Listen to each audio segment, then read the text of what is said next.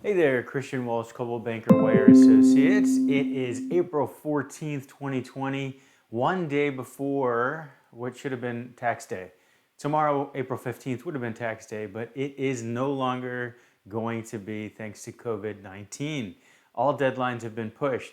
And that's a great segue. Two things. One, we can't give legal or tax advice, but we can connect you to the appropriate professional.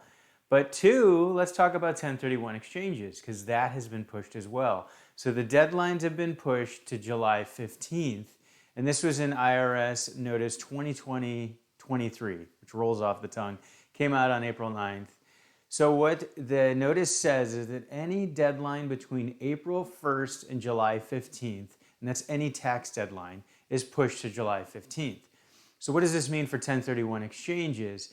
There are two important deadlines in a 1031 exchange. So you have the 180-day deadline to close on a replacement property after you've sold the investment property. So the replacement property is the up leg, the investment property you sold is the down leg. The other important deadline within that 180 days, at day 45, you're supposed to choose your replacement property. You're supposed to choose the up leg. There's a couple different ways to do it. Most popular, you pick 3 up legs. You have to close on one of those chosen up legs in order to qualify for the 1031 exchange. So here's what the extension says. If the deadline falls for either the 45-day identification period or the 180-day closing deadline, if it falls between April 1st and July 15th, either of those deadlines are automatically pushed to July 15th. So what's interesting is this is somewhat of a unique extension. It's not like previous extensions. Basically, no closings are being extended.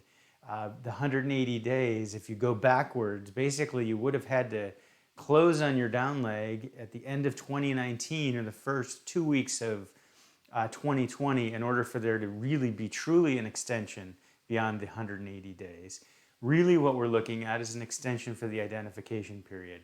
Most people will get extra time for that. But again, they're not getting extra time to close. So a lot of trade groups are reaching out to the IRS for guidance and maybe to help fine tune this. So don't be surprised if there's a few changes that come about. And of course, we'll keep you updated.